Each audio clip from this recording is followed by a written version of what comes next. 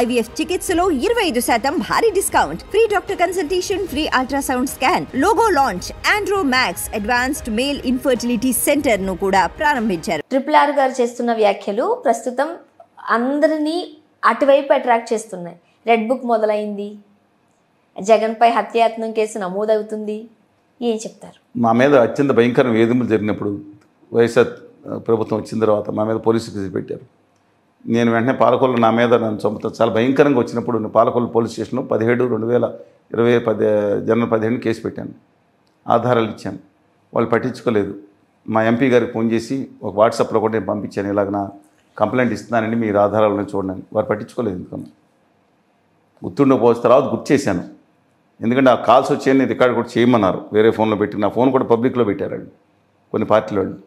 అంటే ఒక వైకాపా అత్యధికం తెలుగుదేశం వాళ్ళు ఎందుకు చంద్రబాబు నాయుడు గారిని ఉన్నప్పుడు మాట్లాడారు అంటే టీవీలో నన్ను వేయట్లేదే బాబు, మేము చేసే ఉద్యమాలు మేమేం చేయమని వింటలేదు. చాలా దుర్మార్గంగా, అనుచితంగా, అసభ్యంగా, నీచంగా ట్రోల్ చేసిన బ్యాచ్ ఉన్నాయి. వీళ్ళందరూ కేసులు ఉన్నాయి. వాళ్ళు ఏదైతే వాళ్ళ నాయకుల మీద ఇబ్బంది పడుతున్నారంటున్నారో మరి వీళ్ళకి ఇంకో రైట్ ఉంది ఇంకోళ్ళు తిట్టడానికి? స్వతంత్ర వ్యక్తిత్వాలను తిట్టే రైట్ ఉందండి? అసభ్యంగా, అనుచితంగా సంపమని కూడా చెప్పిన దాఖలాలు ఉన్నాయి. వీళ్ళందరూ నేను చెప్తున్న కేసు ఉన్నాయి, రివైవ్ చేయమంటున్నాను. ఎందుకు చెప్పారంటే మాకు ఇబ్బంది జరిగినప్పుడు గౌరవనీయులు రఘురామకృష్ణరాజు గారు బహుశా పని ఒత్తిడిలో ఉన్నారు. అప్పుడు వైఎస్ఆర్ కాంగ్రెస్ పార్టీతో బాగానే ఉన్నారండి, నేను పట్టించుకోలేదు. తర్వాత కూడా ఎక్స్టెంట్ అయింది. వేరే ఏదేమైనా సరే నా ఉద్దేశం ప్రకారం దాని మీద ఆయన దాని నుంచి కాదు, ఒక ఎంపీని పట్టుకుని భౌతికంగా హింసించి దుర్మార్గంగా చేస్తే ఈ దేశ చరిత్రలో బ్రిటిష్ దాంట్లో జమానా అనుకుంటున్నారండి. ఇది ప్రజాస్వామ్యం చాలా దుర్మార్గం అండి. చాలా వాళ్ళ వరకు ఆయన న్యాయం జరగలేదు. కోర్టుల చుట్టూ తిరిగి ఆఖరి రైల్వే హాస్పిటల్లో కాలు చిట్లిందని రైల్వే హాస్పిటల్ దగ్గర తర్వాత సర్టిఫికేట్ తీసుకుని అంత పరిస్థితి వచ్చిందంటే ఇది అన్యాయం. సొంత పార్టీలోనే రెబల్గా తయారైతే ఇంతకు మించి ఎలా స్పందిస్తారు అనేది ఆ పార్టీ అంటే ఏం చేస్తారు? సొంత పార్టీలో రెబల్ ఉంటే కొట్టేస్తారా? జగన్మోహన్ రెడ్డి గారు సొంత పార్టీలో రెబల్ అవ్వలేదా ముందు? రాజీనామా చేయడానికి ముందు రాజశేఖర రెడ్డి గారు సొంత పార్టీలో చాలా కాలం అసమ్మతే కదండి, దశాబ్దాల పాటు. ఆయన పివి నరసింహన్ మీద చెప్పులు వేయించారని ఆరోపణ వచ్చింది. వేయించలేదు, వేయించంటారని కూడా నా అభిప్రాయం. కానీ ఆరోపణలు వచ్చింది ఇంకా నిశ్చేస్త అసమ్మతివాదిగా ఉన్నప్పుడు కదా. ఆయన వ్యక్తిగతంగా చాలా గొప్ప మనిషి, సంక్షేమ కార్యక్రమాలు ఎన్టీ రామారావు గారి తర్వాత శాశ్వతమైన ముద్రేసిన వ్యక్తి, దాని మీద ఖచ్చితంగా అభినిస్తాను వ్యక్తిగా ఆయన. కానీ మరి ఆయన అసమ్మతివాదిగా ఉంటే ఆయన మీద కూడా తీసుకెళ్ళిపోయి ఆ రోజు ఆ కాంగ్రెస్ పార్టీలో విజయభాస్కర్ రెడ్డి గారు ఆయన జైల్లో పెట్టి సెన్సలు పెట్టారా? ఏందండి ఇది? ఎవరా దిక్కుమాలను సపోర్ట్ చేసేది? రెబలకు మారితే దాడి చేసేసి లోపల పోలీసులు పెట్టుకొచ్చేస్తారా? ఇప్పుడు అంతా మ్యూజిక్ మళ్ళీ వినాలి కదా. ఆయన మ్యూజిక్ ఆ రోజు విన్నారు పోలీస్ స్టేషన్లో. ఆయన టేప్ రికార్డు పెట్టి డిజిటల్ DS6 బాక్స్ పెట్టి ఇప్పుడు మ్యూజిక్ రెడీ చేసి పెట్టారు. ఇప్పుడు ఆయన ఇన్సల్ పెట్టిన వాళ్ళందరూ మ్యూజిక్ వినాల్సిందే. చట్ట ప్రకారం చేయవచ్చు, చట్ట ప్రకారం కాకుండా అనుచితంగా చేయటం మాత్రం తప్పండి. ఆయన బాధకు డెఫినెట్గా ఉంది. కానీ మీరు అన్నట్టు రెడ్ బుక్కి అంత స్పీడ్గా ఉండకపోవచ్చు. ఆయన పర్సనల్ కేసు వేశారు దీంట్లో, కానీ దాంట్లో లోపం ఉన్నట్టుంది. ఆయన గుంటూరు స్టేషన్ మరి ఎవరు సలహా తీసుకున్నా తెలియదు, నేనేమో ఆయన సలహాదారుని కాదు. కానీ కొంచెం నా కేసుని ఇంకా పకడ్బందీగా అంటే వీళ్ళని ఇబ్బంది పెట్టమని కాదు, వేసుకుని ఆయన న్యాయం జరగాలి. దాంట్లో జగన్ గారు ఉన్నారు, జగన్ గారి కెమెరాలు చూశారు. ఆయన నాకేం తెలియదు, అది జగన్ గారి కెమెరాలు చూస్తారు లేదో నాకేం తెలుస్తుంది. కానీ ఆయన న్యాయం జరగాలనే మాట, మాకు న్యాయం జరగాలి దాంట్లో ఆయన కోరుకోవాలి రఘు గారు. రైట్.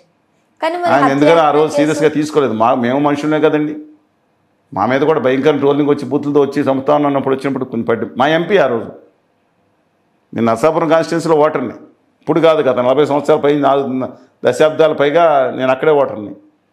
ఆయన ఉన్నప్పుడు తీసుకోవాల్సింది. బట్ అది మనసులో పెట్టుకుని డెఫినెట్గా న్యాయం జరగాలని కోరుకుంటాను. ఇప్పుడు హత్యాయత్నం కేసు నమోదు చేయబోతున్నారు అంటూ వార్తలు వస్తున్నాయి. అది నిలబడుతుందని నేను అనుకోండి. రైట్. ఆయన మీద ముఖ్యమంత్రి, మాజీ ముఖ్యమంత్రి నిలబడుతుందని నేను అనుకోండి. అంటే వాళ్ళందరూ వచ్చి ఆయనే హత్య చేయమన్నాడని చెప్పాలి. అధికారులు అందరూ చెప్పి ఆ రోజు ఫ్రేమ్ చేసి దానికి సాక్ష్యాధారాలు తీస్తే నిలబడవచ్చు. చూద్దాం నడుతూ అంటే నిలబడకూడదని కూడా ఆయన న్యాయం జరగాలి. ఏదైతే పోలీసు అధికారులు వారి మీద దౌర్జన్యం ప్రయోగించారో, అనుచితంగా చేశారో, చట్ట విరుద్ధంగా చేశారో వాళ్ళందరికీ శిక్ష పడాల్సిందే కోరుకుంటాను నేను.